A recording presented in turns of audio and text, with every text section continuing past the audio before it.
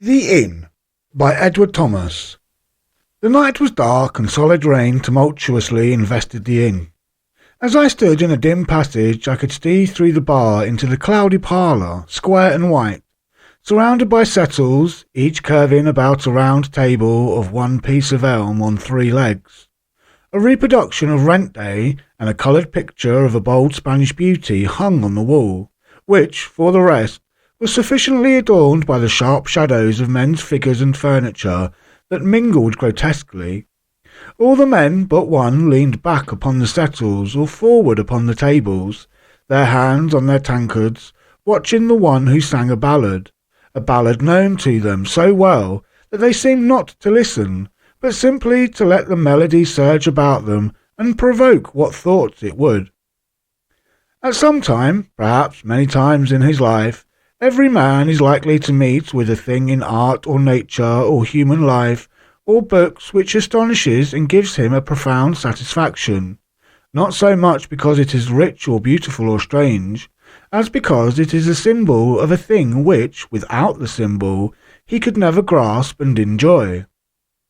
The German archers, making a target of Leonardo's sculptured horse and horseman at Milan, the glory of purple that has flown from a painted church window and settled upon a peasant's shoulders for an hour, the eloquence, as of an epigram rich in anger and woe, of one bare branch that juts out from a proud green wood into the little midnight stars and makes them smaller with its splendid pang.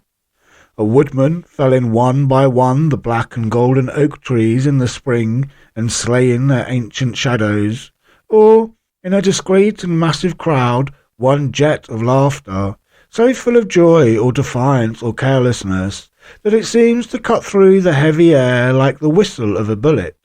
The world is one flame of these blossoms, could we but see. Music has many of them in her gift. Music, the rebel, the martyr, the victor.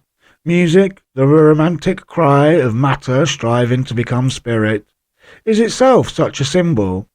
And there is no melody so poor that it will not at some time or another, to our watchful or receptive minds, have its festal hour in which it is crowned, or at least crucified, for our solemn delight.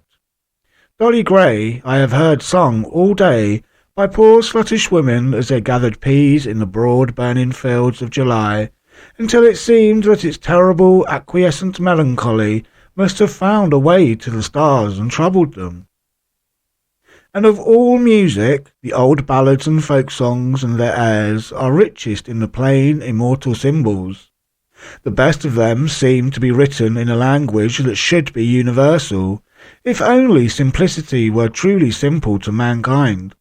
Their alphabet is small, their combinations are as the sunlight or the storm, and their words also are symbols. Seldom have they any direct relation to life as the realist believes it to be.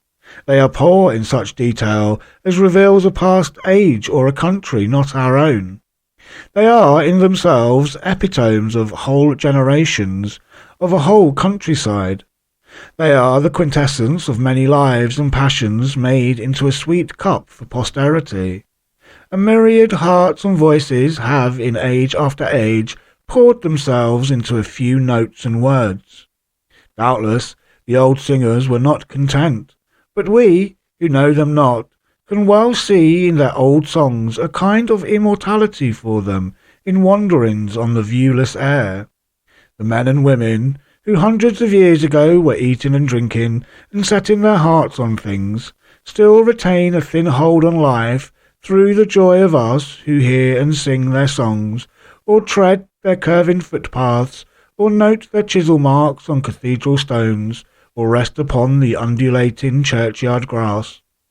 The words, in league with a fair melody, lend themselves to infinite interpretations, according to the listener's heart.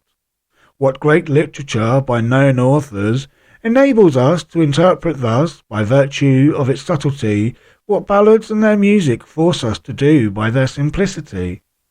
The melody and the story or the song move us suddenly and launch us into an unknown.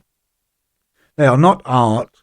They come to us imploring a new lease of life on the sweet earth, and so we came to give them something which the dull eye sees not in the words and notes themselves, out of our own hearts, as we do when we find a black hearthstone among the nettles, or hear the clangour of the joyous wild swan invisible overhead in the winter dawn. In the parlour of the inn the singer stood up and sang of how a girl was walking alone in the meadows of spring, when she saw a ship going out to sea, and heard her true love crying on board. And he sailed to the wars, and much he saw in strange countries, but never came back. And still she walks in the meadows, and looks out to sea, though she is old, in the spring. He sang without stirring, without expression, except in so far as light and darkness from his own life emerged enmeshed among the deep notes. He might have been delivering an oracle of solemn but ambiguous things, and so in fact he was. By its simplicity and remoteness from life, the song set going the potent logic of fancy which would lead many men to diverse conclusions. It excluded nothing of humanity except what baseness its melody might make impossible. The strangeness and looseness of its framework allowed each man to see himself therein, or some incident or dream in his life, or something possible to a self which he desired to be, or imagined himself to be, or perhaps believed himself once to have been. There were no bounds of time or place.